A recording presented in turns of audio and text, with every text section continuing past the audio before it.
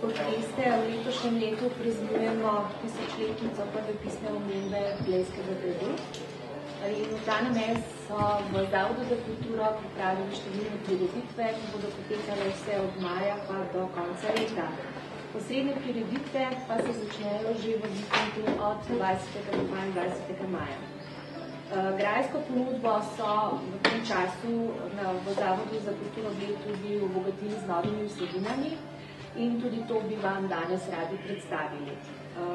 Današnji sogovorniki vaši so gospod Matjaž Završnik, direktor Zavoda za kulturo Bled, gospa Leja Ferjan, magistra Leja Ferjan, ki bo več povedala o ponudbi grajski in pa o Zavodu za kulturo Bled, vseh poslovnih dogodkih in vpletanju gradu v zgodbe, ki jih pripravljajo v Zavodu, in pa Špela Repnik, animatorka, kolegica, ki skrbi za prireditve v okviru Zavoda za kulturo Bled. Zdaj pa kar prosim gospoda Matjaža Završnika, da kaj več pove o tej obletnici, novih vsebinah na gradu in pa o srednjih slovesnostih v maju. Ja, dober dan vseh še enkrat. Kot je bilo že omenjeno, letošnje leto je nekaj posebnega za nas, saj ni veliko kulturnih spomenikov, ni veliko krajev v svetu, ki se lahko pohvalijo s tem, da njihova zgodovina uradno v pisnih virih obstaja že 1000 let ali dlje.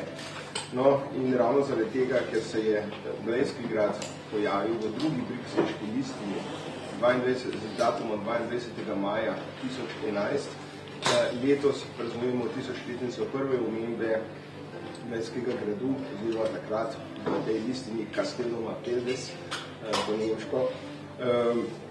V tej listini je to res en dogodek, ki zasluži, da ga ustrezno obeležimo. Ta dogodek bomo v teku letošnjega leta obeležili s 3 sklopi, da tako rečem. Kot prvo je tukaj sklop investicij in novih pridobitev, kateri imamo na Blejskem gradu. Drugi del so prireditve, katere bomo organizirali v teku letošnjega leta.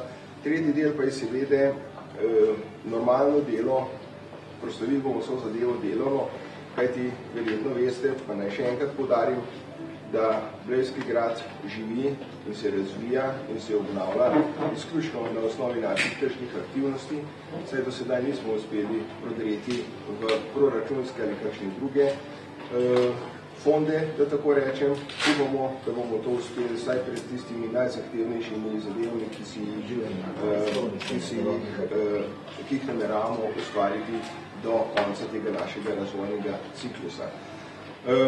Tako v bistvu smo v lanskem letu ponovno realizirali dober obisk 209.734 obiskovalcev in skupno smo realizirali prihodke zavod v višini nekaj manj kot 1,5 milijona evrov, grad sam pa okrog 1,100,000 evrov. Ves denar večinoma vračamo nazaj v objekt in danes se bo so tudi na lastne oči lahko prepričali, katere so tiste zadeve, katere smo postorili.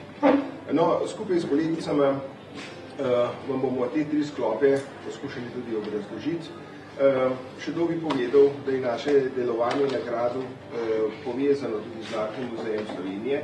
Narodni muzej Slovenije je zadolžen za zbirko v muzeju. Ravno tako je skozi sodelovanje z Narodnim muzejem nastala tudi nova razstava o Primožu Trubarju. Je pa dejstvo, da smo tudi za te namene dolžni 15% vseh naših prihodkov odvajati Narodnemu muzeju, tako da je dejansko vse, kar se dogaja na Blejskem gradu, odvisno od naših čisto normalnih tržnih aktivnosti. No, kar se tiče izvršenih gradbenih del, prvo par besed. Verjetno ste se na parkirišču lahko pričali o tem, da se počasi približujemo zaključku te naše največje investicije v zadnjih 2 letih, prenove sprehajalne poti, vredna bo preko 200.000 evrov, namreč v preteklosti ni bila dobro vzdrževana, praktično je bila razrušena, nevarna in v začetku meseca junija bomo predali turistom predvsem in obiskovalcem seveda gradu v namen.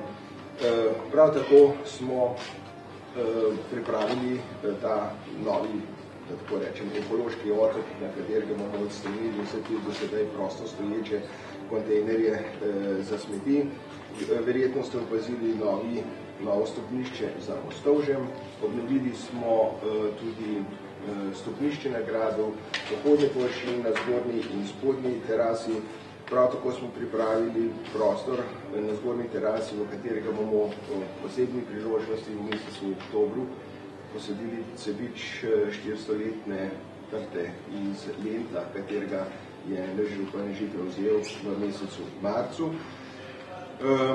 Bi pa povedal še to, da so bili v celoti obnovljeni tudi v ozadju kuhinjski prostori, tako da bo restauracija lahko normalno poskrbela za vse tiste, ki si živijo na Blejskem gradu, tudi kaj načiskaj za posod. Vsebinske novosti so predvsem sledeče.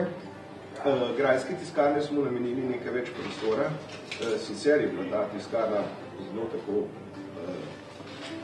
intimna, romantična, umeščena v ta spodnji nivo stolpa, vendar več kot 3-4 osebe tam noter niso mogli spremljati prikaza tega starega načina tiskanja, zato smo jo umestili sedaj v zgornji prostor, kjer je bila včasih ta gostinski obrat. Tukaj mislim, da iz tega aspekta bo situacija zanje boljša. No in nadstropje više je, kot sem že omenil, Narodni muzej Slovenije postavil razstavo o Primožu Trubarju, ki je 2 dni tudi spal na poti iz Tübingena na Blejskem gradu.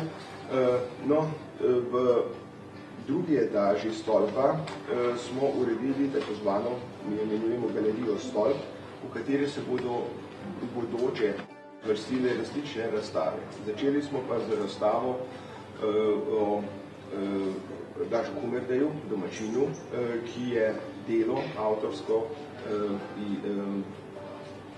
gospe, ki so tudi danes med nami, gospe Tite, iz muzejev Radoliške občine, in v nadaljevanju vas seveda že sedaj povabil, da si po zaključku te tiskovke ogledate vse te nove prostore in se sami prepričate o njihovi vsebini.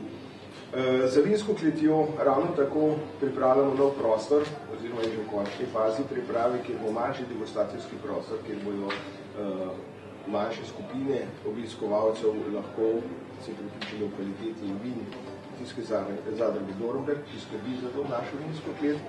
No, čisto nazadnje pomenjam še Grajsko kovačnico. Grajska kovačnica bo imela svoj prostor v manjšem prostoru pod muzejskimi prostori in tam bo pa seveda prikaz tradicije kovaštva iz tega našega področja, kot pravi pošola iz Kamne Gorice, bo v njej rekolekcija. Besedi vabim gospod Lejo Ferjan, svetovalca direktorja za splošno vprašanje in življenje. Izvolite, gospod Lejo.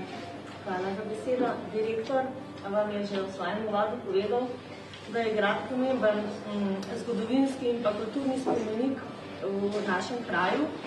Hkrati pa je tudi Bled kot turistična priljubljena destinacija. Seveda Blejski grad druga najbolj obiskana točka v Sloveniji, tako da bi jaz imela, povedala, naš poudarek, ki ga namenjamo pač turistični vsebini, turističnim produktom na Blejskem gradu. Zdi se mi, da je po naših vedenjih in poznavanjih drugih gradov v Evropi Blejski grad edini, ki res vsak dan tudi uživi. Uživijo ga pač ljudje s svojimi predstavami, ki jih imamo pri nas na gradu, s srednjeveškimi prireditvami, potem s predstavami v poletnih mesecih naše gledališke skupine in pa seveda najemniki naših prostorov, ki vsak dan pridno prihajajo na grad, v Grajsko tiskarno, v Grajsko vinsko klet, v zeliščno galerijo in pa kmalu v bodoče tudi v kovačnico. Poleg muzejske zbirke na gradu si seveda turisti danes želijo ogledati še kaj drugega, privlači jih starost in pa nekaj mističnega, saj ti grajski tisočletni stari zidovi pač skrivajo določene skrivnosti v svojih zgradbah. Hvala vam za predstavitev. Hvala lepa. No, jaz pa se bom malo natančneje lotila oziroma dotaknila naše tisočletnice oziroma prireditev v okviru tisočletnice Blejskega gradu oziroma prve omembe Blejskega gradu v pisnih virih. To vse se bo dogajalo v soboto in nedeljo 21. in 22. maja, ko bodo ob 10., 12., 14. in 16. uri tukaj na gradu srednjeveške in baročne upodobitve, tako da bodo turisti, ne glede na to, kateri čas dneva bodo obiskali naš Blejski grad, lahko podoživeli to grajsko dogajanje in se v bistvu hkrati z nami poveselili in proslavili ta visok jubilej. No, hkrati bodo na Blejskem jezeru na obisku tudi beneški gondoljeri, ki bodo v soboto in v nedeljo tudi popeljali po jezeru na eno romantično vožnjo. No, še tisto piko na i pa bomo dodali 11 minut čez 22. zvečer v soboto, ko se bo na gradu začel veličasten ognjemet v pozdrav tisočletnici prve omembe. No, prav enak program se bo ponovil tudi v nedeljo, s tem, da smo v goste povabili tudi pihalni orkester, godbo napihala iz Brixna. Brixen je v zgodovini prav v okviru prve omembe Blejskega gradu tisto mesto, ki se nenehno omenja, zato smo se tukaj ponovno povezali in jih povabili, da naše goste počastijo svojo prisotnostjo in hkrati pomagajo pri veličastni uprizoritvi tisočletnice. No, skozi dan pa se bodo zopet zvrstile prireditve in sicer srednjeveška upodobitev Kralj Matjaž in Alenčica in pa baročna upodobitev Poliksena in Potopljeni zvon. To vsekakor vsi že poznamo.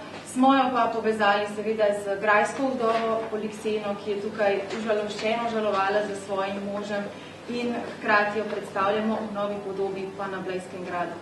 No, podrobneje o ostalih prireditvah vam bomo sporočali še tekom leta, samo en okviren pregled pa smo vam pripravili tudi v mapah. Toliko z moje strani, najlepša hvala.